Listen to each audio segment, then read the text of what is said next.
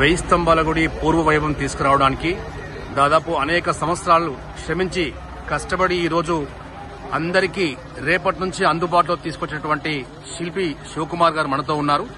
సరే, ఈ పూర్వ వైభవం తేయడానికి వెయ్యి స్తంభాల గుడి యొక్క అభివృద్ది పనులు ఎన్ని సంవత్సరాలు కానీ చేస్తూ ఉన్నారు మీరు? 18 years అయిందండి. 18 సంవత్సరం అయిందండి. 2005లో ఇది రిమూవ్ చేసింది.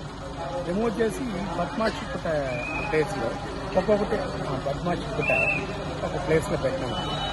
మళ్ళీ 2010 ఫిబ్రవరి 25 నాడు ఇది మళ్ళీ ఫౌండేషన్ అయినాక ఫస్ట్ స్టోన్ స్టార్ట్ చేస్తుంది.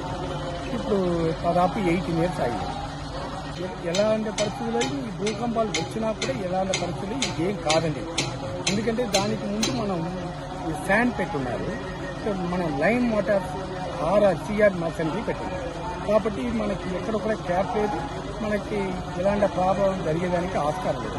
సార్, దీని అభివృద్ది పనులు అనేవి 2005 సంవత్సరంలో ప్రారంభమైనాయి. మరి ఇప్పుడు 2024లో ఉన్నాం. అంటే ఇన్ని సంవత్సరాలు కారణం ఏంటి? కొన్ని ప్రాబ్లం వల్ల నేనే వర్క్ ఆపేసి ఒక 5 years వెళ్ళిపోయినాను. మళ్ళీ ఇప్పుడు కిషన్ రెడ్డి గారు వచ్చినాక ఆ ప్రాబ్లం ఏమైనా సరి చేస్తాం, మీరు వచ్చి వర్క్ చేయండి. దాని తర్వాత ఇప్పుడు 3 years కానీ ఇది పూర్తిగా వర్క్ చేసి కంప్లీట్ అయిపోయింది. సో వెయ్యి స్తంభాల గుడి రీకన్స్ట్రక్షన్ కోసం ఎంతమంది కష్టపడి పనిచేశారు? 60 మంది అండి శిల్పులు, 60 మంది శిల్పులు తమిళనాడు నుంచి. మీరు ఎక్కడి నుంచి వచ్చారు? తమిళనాడు మైలాడుపురే డిస్ట్రిక్ట్ కొన్సై గ్రామం అండి మాది.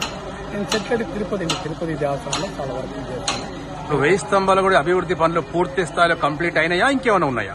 ఏం లేదండి, పూర్తి స్థాయిలో కంప్లీట్ అయింది. రేపు కేంద్ర మంత్రి కిషన్ రెడ్డి గారి ద్వారా ప్రారంభం కాబోతుంది మార్నింగ్ శివరాత్రి సందర్భంగా.